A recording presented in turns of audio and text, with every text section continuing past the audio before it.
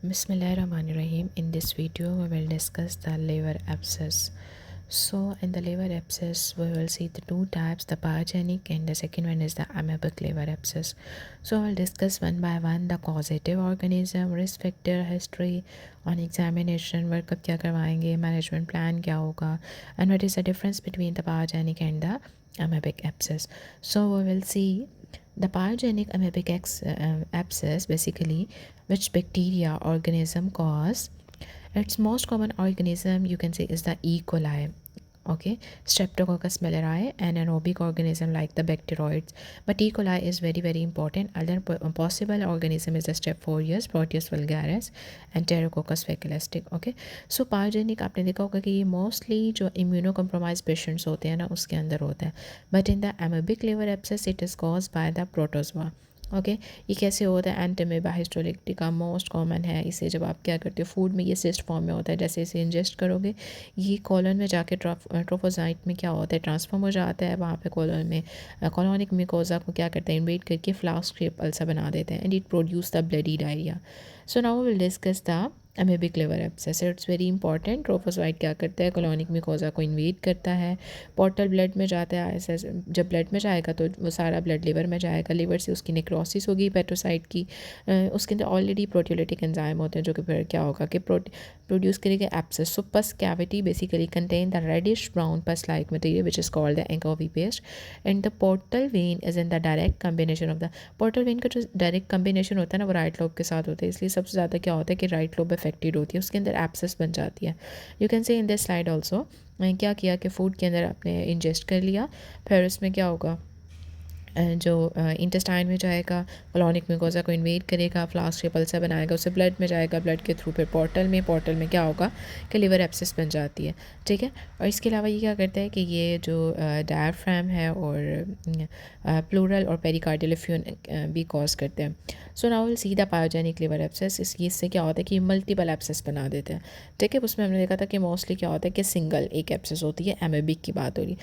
अब पायोजेनिक में आप देखोगे कि मल्टीपल एब्सेस बनती है, ये ज़्यादातर इम्यूनो कम्प्रोमाइज़ में होता है. अब ये किन पेशेंट्स में ज़्यादा कॉमन होता है जिनके अंदर कोई भी बिलियरी का कोई भी असेंडिक इन्फेक्शन है, जैसे कि कंप्लीट ऑब्स्ट्रक्शन होगी, कोलेंजाइटिस है, या फिर कोई भी बिलियरी ट्रैक इंस्ट्रूमेंटेशन की वजह से हो सकता है, पोर्टल वेनस फ्लेबाइटिस हो सकता है, appendicitis, diverticulitis. Hepatic artery secondary to the bacteria, इसमें बैक्टीरिया एंडोकार्डाइटिस है, pneumonia, IV drug abscess and the immuno compromise. Direct extension में क्या होगा, can be from the perforated gallbladder, perforated pus, okay, ulcer और subphrenic abscess. अब direct extension हो सकती है वो गॉल ब्लैडर में परफोरेट हो सकता है, ठीक है, जीआईटी हो सकती है, अल्सर बन सकता है, सबफ्रेनिक एब्सेस हो सकती है. क्रिप्टोजेनिक के अंदर क्या होगा कि इसकी कोई आइडेंटिफाइबल जो कॉज है वो नहीं है. और एमीबिक और हाइड्रेटेड एब्सेस के अंदर क्या होगा, डिजीज़ में क्या होगा सुपर इम्पोज इन्फेक्शन हो सकते हैं. अब इसके सोर्सेज क्या हो सकते हैं, या तो सुपर इम्पोज है या फिर क्रिप्टोजेनिक है. ठीक है, वाया द कॉन्टेक्ट स्प्रेड है या फिर सुपर इन्फेक्शन हो गया. हेपेटिक आर्टरी के थ्रू भी हो सकता है, पोर्टल वेन के थ्रू भी, और via the bile ducts. You can see bile क्या होगा कि गॉल ब्लैडर रप्चर हो सकता है. ठीक है, हेपेटिक आर्टरी की वजह से बैक्टीरियमिया होगा. अब अगर आप देखो इसमें क्या होता है कि राइट और लेफ्ट हेपेटिक डक्ट आपस में मिलती है, क्या बनाती है common hepatic duct, common hepatic duct sister के साथ मिलती है और क्या बनता है कॉमन बाइल डक्ट. तो it's very important how the CBD is form. So now we'll see the clinical finding. There are the two types, pyogenic and the amoebic. So pyogenic में क्या होगा कि पेशेंट इम्यूनो कम्प्रोमाइज़ होगा, उसमें आपको jaundice और sepsis मिलेगा, it's more common. Okay, लेकिन अमेबिक लिवर एब्सेस में आपने याद रखना है कि इसमें क्या होगा कि ब्लडी डायरिया की हिस्ट्री होती है. ओके, इसमें क्या होगा, जॉन्डिस होगा, सेप्सिस है, ये लेस्ट कॉमन होता है. इसके अंदर स्फेयर राइट हाइपोकॉन्ड्रियल पेन होगी. पायोजेनिक के अंदर पेशेंट जो है वो हाई ग्रेड फीवर के साथ, राइगर के साथ हाई ग्रेड फीवर होगा पेशेंट को. ओके, एनोरेक्सिया और वेट लॉस. जबकि अमेबिक लिवर एब्सेस में क्या होगा, राइट हाइपोकॉन्ड्रियम, ये सेम फीचर है, राइट हाइपोकॉन्ड्रियम पेन होगी. ठीक है, लेकिन आपने पायोजेनिक में बैक्टीरिया इन्फेक्शन है, इसमें मल्टीपल एब्सेस बनती है तो इसमें स्वेयर होगी. ओके, अमेबिक में आपको ब्लडी डायरिया की हिस्ट्री मिलेगी, जॉन्डिस सेप्सिस भी लेस कॉमन होता है, लेकिन पायोजेनिक में ये मोर कॉमन है.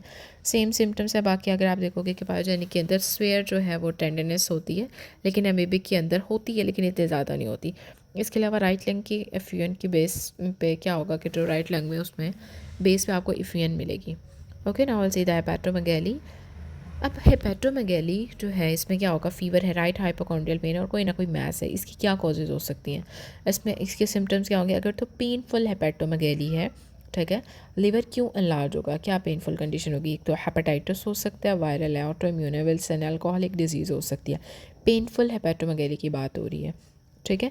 और हेपेटाइटिस, एब्सेस और हेपेटोसेलुलर कार्सिनोमा, कंजेस्टिव हेपेटोमेगैली। बट अगर पेनफुल हेपेटोमेगैली है विद अ फीवर, फीवर के साथ आपने एसोसिएटेड सिम्टम्स देखने इसमें हेपेटाइटिस और एब्सेस देखोगे।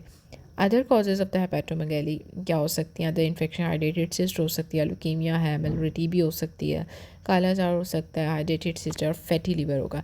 सो आपने याद रखना कि हेपेटोमेगैली के अंदर painful hepatomegaly, hepatitis, abscess, hepatocellular carcinoma, congestive hepatomegaly हो सकती है, painful hepatomegaly with a fever में हेपेटाइटिस और एब्सेस आ सकता है। Okay, so now will see the right hypochondrial pain है और साथ में फीवर भी है। You are not able to palpate, आप लिवर को पैल्पेट नहीं कर पा रहे। अगर तो उसमें पैल्पेशन पेन है, फीवर है, जॉन्डिस है, उसमें क्या कॉजेज हैं already tell you, hepatitis, viral, autoimmune और एनसीसी, एब्सेस और अल्कोहलिक हो सकती है। उसमें आपने क्या करना होता है, एलएफटीज करवाते हो, अल्ट्रासाउंड एब्डोमेन और सीबीसी करवाएंगे। सेकंड क्या कॉज हो सकती है राइट हाइपोकॉन्ड्रियल पेन की, एक तो हमने देखा ना हेपेटाइटिस है, ऑटोइम्यून, अल्कोहलिक, ये कुछ भी हो सकती हैं, ठीक है। और बिलरी सिस्टम को अगर देखो इसमें कोलिसिस्टाइटिस और कोलेंजाइटिस हो सकती है। वही 4 जो है एफ पढ़ते हैं हम, फीमेल 40 फर्टाइल, इसमें भी हो सकती है, ठीक है। इसमें भी आप क्या करोगे, अल्ट्रासाउंड सेम आपने अप्रोच वैसे ही करना है। थर्ड पेप्टिक अल्सर हो सकता है, इसके अंदर आपको फीवर नहीं मिलेगा लेकिन एपिगैस्ट्रिक पेन होगी ना, ओके। और the fourth one is the pancreas में fever, right hypochondrium, epigastric pain हो सकती है, ये रेडिएट करेगी टू द बैक, ठीक है, टेंडरनेस होगी। इसमें आपने क्या करना है, सीबीसी, एलएफटी, अल्ट्रासाउंड ये सब करवाते हैं, ठीक है, माइलेज और लाइपेजेस। अब इसमें आपने वर्कअप क्या करवाना होता है, आपने डिटेल हिस्ट्री लेनी है और एग्जामिनेशन करनी है। एग्जामिनेशन पे आप टेंडरनेस देखते हो, आइदर हेपेटाइटिस है, एब्सेस है और कार्सिनोमा या फिर कंजेस्टिव हेपेटोमेगैली है, ठीक है। नाउ पायोजेनिक हो या एमबीबी को आपने वर्कअप सेम ही होगा। सीबीसी के अंदर क्या होगा कि ल्यूकोसाइटोसिस होगी, शिफ्ट टू द लेफ्ट, ठीक है। वायरल हेपेटाइटिस के अंदर, वायरल हेपेटाइटिस में आपने याद रखना है टीएलसी कम होता है, जबकि इसमें क्या होगा, एमबीबी को बैक्टीरियल में ज़्यादा होगा, ठीक है। हेपेटोसेलुलर कार्सिनोमा अगर है तो उसमें हेमोग्लोबिन कम हो जाती है। कंजेस्टिव हेपेटोमेगैली के अंदर सारी सेल लाइंस जो हैं वो कम हो जाएंगी। एलएफटी जिसमें नॉन स्पेसिफिकली अब नॉर्मल होते हैं, मेनली क्या होता है कि इसमें एलपी जो है वो ज़्यादा हो जाता है। चेस्ट एक्सरे के अंदर आपको अगर डिफियन होगी तो आपको रेज राइट डायफ्राम मिलेगा। अल्ट्रासाउंड पे आपने क्या करना होता है, एब्सेस को देख लोगे, रूल आउट करोगे, वायरल है, कोलिसिस्टाइटिस है, cholangitis, each and everything. Then फिर आप सीटी एब्डोमेन करवाते हो। अब सीटी एब्डोमेन इंपॉर्टेंट है, इसमें आपने सीटी स्कैन करवाया। अगर तो पायोजेनिक लीवर एब्सेस में मल्टीपल एब्सेस मिली आपको with irregular shape, variable size, और ये किसी भी लोब को इन्वॉल्व कर सकती हैं। लेकिन अमीबिक के अंदर क्या होता है, एक सिंगल वेल डिफाइन होती है, राइट लोब ऑफ लीवर को इन्वॉल्व करती है। पायोजेनिक के अंदर क्या होगा, एडीमा होता है, ठीक है।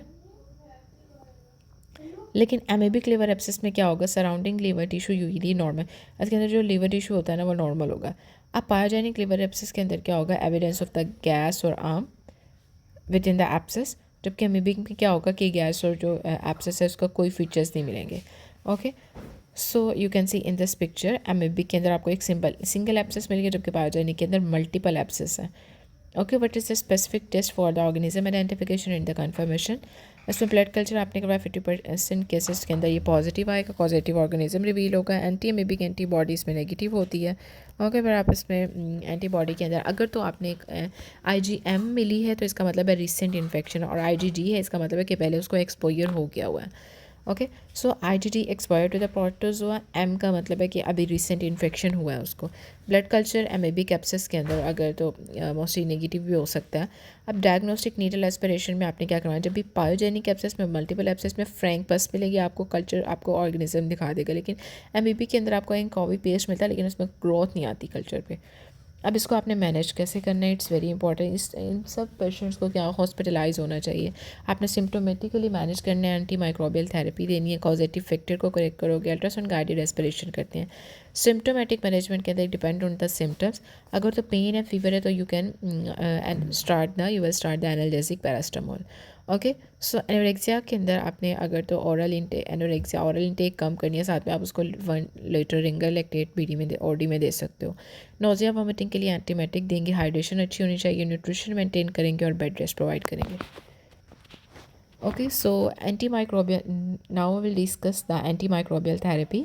इसके अंदर आपने क्या करना होता है, वही अल्ट्रासाउंड गाइडेड परक्यूटेनियस ड्रेनेज करते हो, ठीक है। और पस जो है वो आप कल्चर के लिए सेंड कर देते हो before the antibiotic start. Pyogenic liver abscess के अंदर आपने क्या करना होता है, सेफ्ट्राक्सोन 1 ग्राम बीडी में देनी है।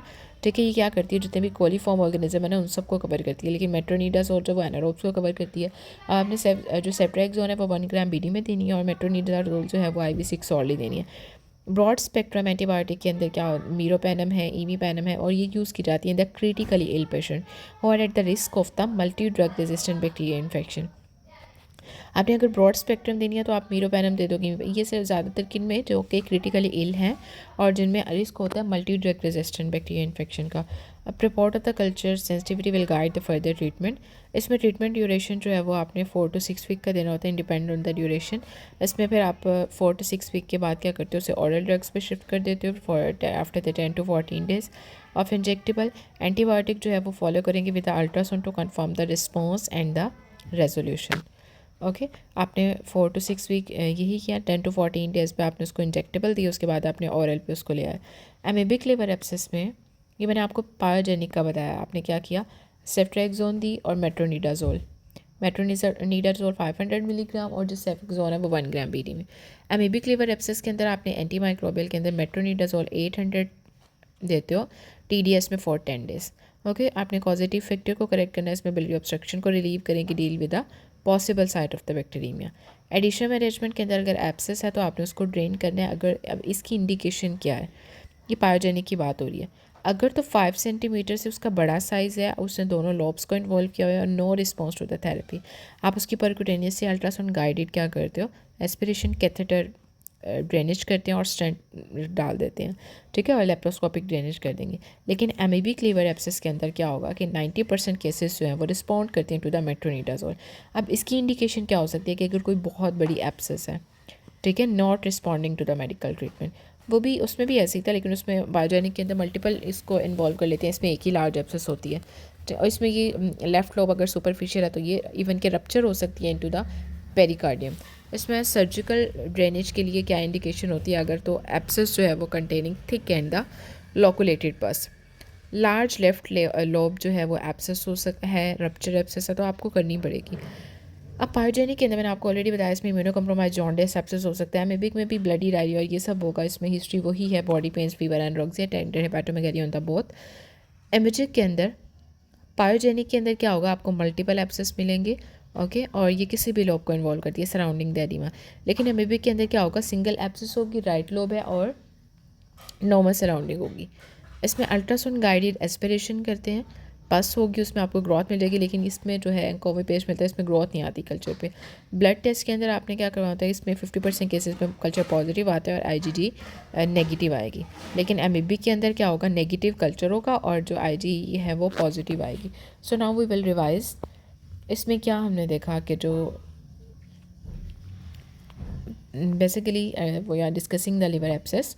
Okay, there are the two types, pyogenic और एमीबिक है। पायोजेनिक में बैक्टीरिया की हो बैक्टीरिया कॉज कर रहा होता है, इकोलाई आता है, उसमें एंटीमेबा हिस्टोलिटिका है, उसमें ब्लडी डायरिया किसकी होगी, फ्लाश शेप अल्सर मिलेंगे, और यही सारा मैकेनिज्म मैंने आपको ऑलरेडी बता दिया। ठीक है, उसमें वही राइट हाइपोकॉन्ड्रियल पेन पायोजेनिक में ज़्यादा स्वेयर होती है। हेपेटोमेगैली की पेनफुल है, fever associated symptom, painful hepatomegaly वही hepatitis abscess, hepatocellular carcinoma congestive. Painful hepatomegaly अगर फीवर में है तो आपके माइंड में सिर्फ हेपेटाइटिस है या फिर एब्सेस, इन दोनों में से कार्सिनोमा और कंजेस्टिव को निकाल दें। ठीक है, अदर कॉजेज़ जो हैं वो नॉन टेनरस में इन्फेक्शन, यही टाइफॉइड, मिली, TB, काला आजार, ये सब हो सकते हैं। राइट हाइपोकॉन्ड्रियल पेन है प्लस फीवर है, तो मैंने आपको क्या बताया कि एब्सेस आपने याद रखना है। ठीक है, और पेन भी है, फीवर भी है और आप पैल्पेट नहीं कर पा रहे। ठीक है, तो आप इसमें हेपेटाइटिस और वही सारा देखेंगे, बलरी सिस्टम को, पेप्टिक अल्सर को, पेंक्रियाज को। वर्कअप के अंदर वर्कअप वेरी इंपॉर्टेंट, अगर आप खुद भी देखते हो in the clinical practice. CBC में आपको क्या मिलेगा कि जो ल्यूकोसाइटोसिस है, TLC ज़्यादा होगा। ठीक है, वायरल हेपेटाइटिस, अगर आपने हेपेटाइटिस को उसमें TLC कम होगा। ठीक है, और अगर उसका कार्सिनोम है तो HB कम होगी। कंजेस्टिव हेपेटोमेगाली के अंदर सारी सेल लाइन्स कम हो जाती हैं। LFTs अगर आप देखोगे तो ALP ज़्यादा होगा। ठीक है, अल्ट्रासाउंड करवाएंगे, CT के अंदर वही फीचर्स हैं सेम। ओके, स्पेसिफिक टेस्ट जो है वो ब्लड कल्चर है, IgD एंटीबॉडीज़ करवा सकते हो।